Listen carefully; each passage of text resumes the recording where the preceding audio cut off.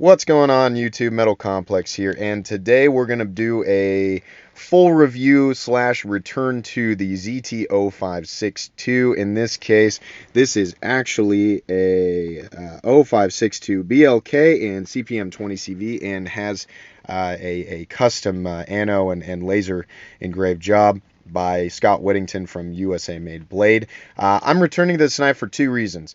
Number one, this particular model is beautiful, and some of you may not like the Stars and Stripes design, but I think there's something to appreciate here with just the overall aesthetic of the knife and how well the job was done on this particular knife. And number two, the ZT0562 is one of my favorite knives of all time, and if you've been subscribed to this channel since the beginning, you'll know that I covered this knife in my second or third video, and I've gone back and watched that, and I'm kind of like, yeah, it's a cool knife, and I really like it, and I just didn't do it justice. This is an incredible knife, and I wanted to talk about it here. So I wanted to start off with the backside because I'm not a big fan of videos that make you wait to show, the really cool thing. And some people who are watching this really just wanted to get a glimpse of this side and move on to the next video, and that's perfectly fine. Let me also say, for those of you who have either been with me from the beginning or are just recently subscribed, you'll notice obviously, this is not a monetized channel, so there are no ads, and I plan to keep it that way as long as possible. This is a hobby, so I'm not at the moment. I just really enjoy talking about knives and showing knives. So if you don't want to deal with ads and you just want to look at cool knives and maybe you don't mind the sound of my voice and me yammering on about stuff like that, then this might be the channel for you, because you shouldn't have to deal with ads or anything like that. I assume that's how it works. I have to monetize things to put ads on my videos. So as far as I'm aware, you shouldn't ever see ads on this channel for the time being. Anyways, the ZT0562 Hinderer design. Overall length of this knife is the exact same as a regular Rick Hinderer, so 8.25 inches overall. Let's get this to pivot. With a 3.5 inch cutting edge, a true 3.5 inch cutting edge. The exact weight of it, I honestly don't know. The Mannix here, this is a full steel liner Mannix. It's about 8 inches, so you can see, a little bit bigger there. The Mannix weighs 5 ounces with the full steel liners, and this feels heavier, but I don't know if it's the way that they're balanced. This knife is handle heavy, and this knife is very, very well balanced. Let's see if I can actually demonstrate that without dropping it. Yeah, it's balanced right there in the primary choil. So this feels heavy when you pick it up, and then as soon as you get it into your hand, it feels very light. And that is the biggest point there when it comes to balance in a folding knife. Some people don't care as much. This one isn't as balanced, and it still feels fairly light in hand versus what it actually weighs. But when you get the balance perfect, where your forward finger is going to be, or your index finger, am I saying that right? Index, pointer finger? I don't know. If you put your pointer finger up in this primary choil position here, and if the knife is balanced very well, it actually feels much lighter than it is. So that's something to take into consideration. I always thought that was cool. Here's another thing that's cool about the 0562. This is actually a sprint run. The base form of this is the 0562 BLK, which, as far as I'm aware, is a sprint run of the knife. The standard models that are available are the 0562 standard in G10 and LMAX that's stonewashed. Then you have the upgraded 0562 CF, which comes with a carbon fiber scale, and at the moment, CPM 20 CV. In the beginning, that knife was in M390, and that was one of my first ultra premium knives. I got the M390 version, and then sadly traded it, which was stupid because those are very, very popular and very rare right now. And then they had the second version of the 0562 CF, which was in CTS 204P steel, and now the third one in CPM 20 CV. Those are all the same steel. They're just made by different companies. Same composition, all that, blah, blah, blah. And then this 0562 BLK is interesting because they use the premium steel and they coat it, but they offer the G10 material. Now, I appreciate carbon fiber for its aesthetic reasons, for aesthetic reasons, but I prefer peel ply textured G10 in almost any situation for the utility of it. Peel Ply Texture G10 or textured titanium if it offers some grip. I'm a big fan of that. It's on my Manix too. So I think that's neat that they do that, and then they put the 20 CV blade on it. And then, some people are going to say, well, the carbon fiber is part of the cost in that $240. That's what this costs. So it's technically they're seen as a downgrade from carbon fiber. Well, that's up for some debate. And on top of that, though, you're getting your on the BLK version, you're getting a real DLC coating, and then you get the black hardware, which doesn't really upgrade. But your frame is also DLC coated, and that does cost a little extra money from the factory. So in terms of whether or not you're getting your money's worth, yeah, you are, because again, this is a sprint run, and the DLC coating and all that. I mean, functionally, this is a amazing knife. The added utility of peel ply texturing and the DLC coating on CPM 20CV. I mean, oh man, you have a super resilient blade in terms of, what it can be put through, and, the corrosion resistance and all that stuff. The general toughness of the blade is definitely good in that sense. I'm speaking in generalities, not really going into specifics there. And part of it is because I don't 100% understand the added benefits of a coating like this outside of just corrosion resistance. I know that it has properties that help with other things in terms of durability, but I don't know exactly how to explain that, and I'm not going to take a shot at it and risk sounding stupid, or more stupid than I might already sound. Anyways, your 0562 Hinderer design has your Hinderer ergonomics. So the ergonomics of the blade are amazing, ultra preferable for me. And I'm going to use the Manix I'm going to point this out. The reason I love the Manix so much is because the ergonomics are extremely similar. See these lines in here? How they kind of curve in the same place? Huge fan of that. Now the standard Hinderer does have, the regular XM18 does have a choil up here, and they're almost identical in ergonomics. So if you enjoy the ergonomics of the Manix, you'll definitely enjoy the ergonomics of the 0562 in any of its forms. Or if you have this, you'll enjoy this one, vice versa. That's why I like this so much. Hand falls naturally into the position, then you have some jimping up here, and the balance is great. Disengagement is super easy, and then of course this rides on bearings. ZT's detent, especially the 0562.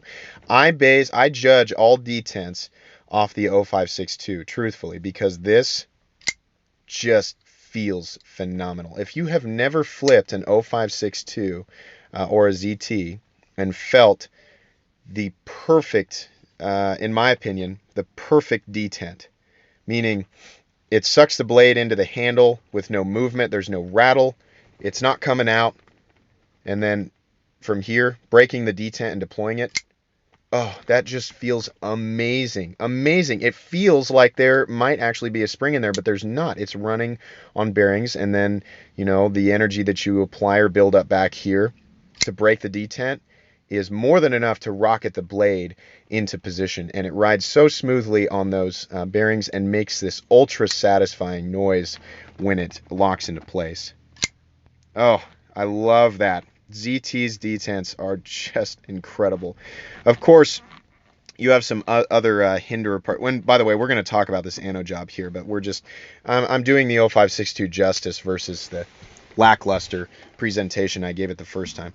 You have some other Hinderer things here that are pretty cool. Of course, Hinderer's lock bar stabilizer, the first one, there's actually two. This disc that keeps the lock bar from overextending.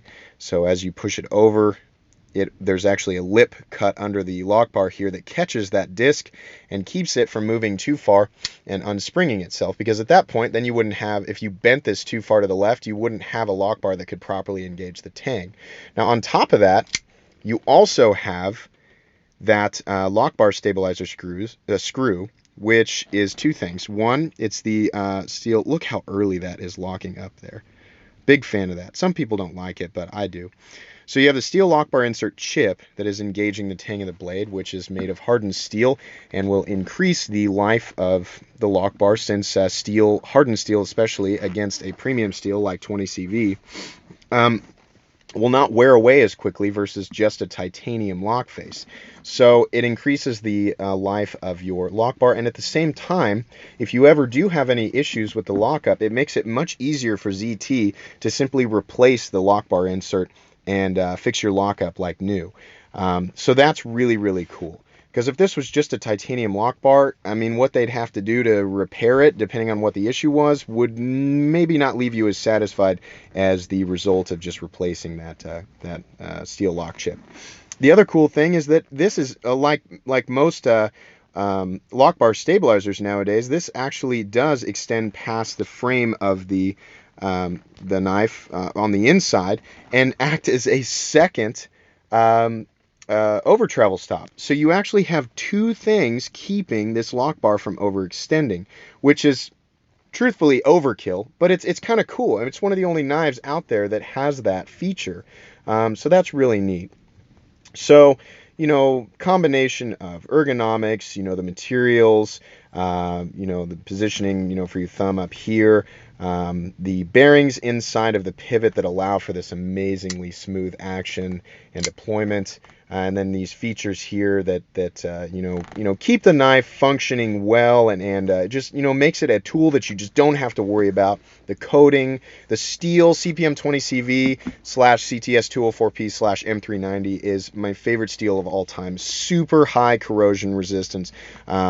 And also the edge retentive qualities are amazing. If you've never handled M390 or used it, you'll be very impressed with it. So having one that's coated, because M390 is not the toughest steel in the world, but at this stock thickness of 0.155 or 0.16, you certainly have a tough blade just in terms of geometry. You can see how thick the stock goes out to the tip there. And normally in that situation, when you go super thick, it's like I've said in some other videos, you end up with it's kind of thicker behind the edge, which is actually the case with a regular hinder. They're about 0.165 stock, and the flats come to here, and then it drops to the edge, and you end up with a pretty thick edge. Now in this case, this is Rick Hinder's slicer grind, but the blade is actually wider than on a standard XM18. And the reason that that's so beneficial here is because where they drop on the slicer grind, you can see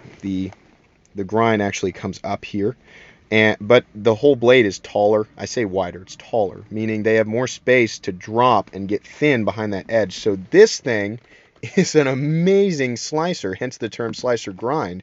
But ZT's version of it, in my opinion, is actually better than Rick Hinder's version on his true XM18. So you end up with a thick blade that can handle some hard use tasks and certainly has enough thickness to add toughness just through the geometry of the steel.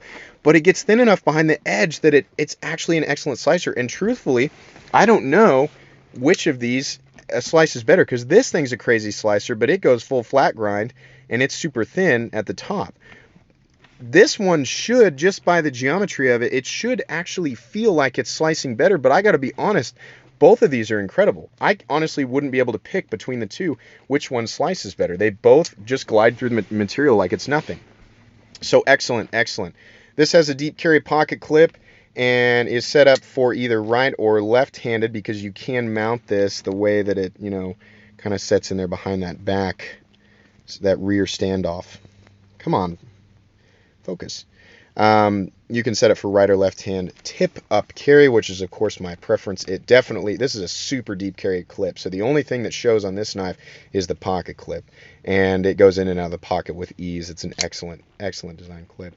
Here's the other thing I love about Hinderer designs and a lot of other designs is there's a stop pin, but it actually is where the blade catches when it is in its retracted position back here. But what actually acts as the stop are these two lugs, and there's been a lot of argument about whether or not these are thumb studs or not. Technically, I've seen some people use this to deploy the blade, but it's a flipper on bearings. It's really way easier to use the flipper. These lugs actually catch on those upward sweeping parts of the frame there. And there is a liner. There is actually a titanium, or it might actually be a steel liner underneath the G10. I don't know that for sure. That's interesting. If somebody knows in the comments, the liner under the G10, is it steel or titanium? I've never known that. This side's titanium though, and these lugs catch on both sides, adding, in my opinion, probably a better brace point in terms of how well the blade is locked out. So it's sandwiched or locked in a position between the lock bar engaging the tang and both of these lugs engaging the frame. And that's nice because you don't, instead of just one point of contact back here, you actually have 2 points of contact, steel on either titanium and titanium or steel and titanium. So, and then you've got the lock bar insert. So in terms of wear over time, this thing is set up to go the distance. It would take so much time, so long for this thing to wear down to the point where it's not functioning correctly if you're just using it the way that a knife should be used. And that is a major thumbs up for me. The way that this is done, the combination of ZTs, incredible detent and deployment action, and Hinder's setup and the way that he does things. I mean, this thing just has everything on it that you could want to have a knife last as long as possible. That coupled with the premium materials and the excellent fit and finish. Oh my God. I told Rob, I said, I think the ZT-0562 is one of the most excellent flipper designs that's out there. And that's what he was looking for with his first premium knife. Now, he didn't buy this one first. He bought the standard one. I'm a big fan of USA-made blade. I think Scott Whittington, what he does with these titanium anode jobs is just incredible. If you're looking for a ZT or a Hinder, or there's a whole bunch of other stuff out there, titanium frame lock type knives, or just titanium anywhere on the knife, he has some excellent anode jobs, all these different colors, purple, blue, bronze. He does this kind of black and white thing. I've seen green. You want a knife that's brand new and that comes with an anode job that's done really, really well and doesn't mess with the tolerances of the knife, or you don't have to worry about whether or not the blade's going to come in perfectly centered, because look at that, perfect. Early lockup, nothing was funky on this blade when we got it. Check out USA Made Blade and see if he's got one of the models you're after with a custom anode job, or call him up and ask him if he'll do something special for you. I don't know that he will, but maybe. In this case, we saw this Stars and Stripes version is what he calls it. And it was black and white with this laser etched We the People in the blade. And it is awesome. I showed it to Rob online, and I think it took Rob about 20 minutes to decide that he wanted it. And he went for it. I mean, you can see here how well this is done. Any scuffs or anything like that is just kind of material from the inside of his pocket, because he really doesn't use this thing. This is a complete, you can tell, like that's a factory edge. He's not using this knife. This is kind of just, his favorite folding knife with some stuff on it that he really enjoys. And it's beautiful, and maybe you're not into the Stars and Stripes and the We the People thing. I've seen him do like Punisher logos and Moan Lab, I don't know if I'm pronouncing that correctly, but the Roman battle helmets and stuff like that, and it's stunning. It's beautiful, and they have matte finishes. There's some reflective bronze finishes. Really, really cool stuff. So and he doesn't charge anything extra for it. This knife runs $240. Brand new from Blade HQ or any of your major online retailers. You can go get the exact same knife with a really cool anode job and something special on it from USA Made Blade with for the exact same amount of money. And no, I don't work for him. I'm not getting anything special from doing this. I've just bought a lot of my knives from Scott at USA Made Blade, and he's got cool stuff that's not offered anywhere else. And so if you're into this kind of stuff, check his site out. It's incredible. I just really, really like it. But the ZT-0562 is one of those knives that I can classify as perfect in my book. There is nothing about this knife that I would change, and as much as I love choils, that's kind of a give or take thing for me, because you do get, the extra cutting edge here. And I think I would like to see a version of this with a choil, or see a custom job with a choil. But people have different opinions on that. Do I want extra cutting edge, or do I want a choil up there? I don't know. It's one way or the other. There's a pro and a con both ways. You gain something and you lose something. So excellent. This knife does exactly what it was designed to do, which is, of course, Let's do this one-handed here. There's your pocket. Got that nice little divot there. You reach back, your thumb catches that Peel Ply G10 texturing. Of course, since the titanium side is smooth, where the pocket clip is sandwiching the your pants material in between it and the frame, it comes right out. Deploy, retract, one-handed, put back in your pocket. Excellent, excellent design. It is no wonder why this thing is a favorite amongst users and enthusiasts and collectors alike. Just an incredible design. You know, you've got Torx head pivot, 1, 2, 3, 4 body screws on each side, standoff design or pillar construction or open body, whatever you want to call it, so easy to clean out. Just, this thing is just set up to go the distance. Beautiful, excellent design. Nothing new here. The 0562 is something that people have been aware of and seen for a long time. I wanted to give you guys something to watch before the weekend. I'm sure you've noticed, people who have been subscribed to me for a little bit know by now that I don't generally upload on Thursdays, so I'm kind of about a 4 upload a week kind of guy. You might get 5 out of me every now and then, but regular content stuff. So if you enjoyed this video, please leave a like and check out my other content, because I do have lots of other expensive or inexpensive knives that I either do or don't like. Check that stuff out. And if you enjoy that, subscribe to my channel, because like I said, I'm going to keep showing stuff like this, and you're not going to see ads here for quite a while. I can't imagine a circumstance where I would need to monetize it, because again, this is just a hobby. But depending on when you're watching this, you know, if it's 3 years from now and I'm still going, it might be a different story. But anyways, hope you enjoyed the video. Hope you guys have a great day. Have a great weekend, and we'll see you next week. Thanks for watching.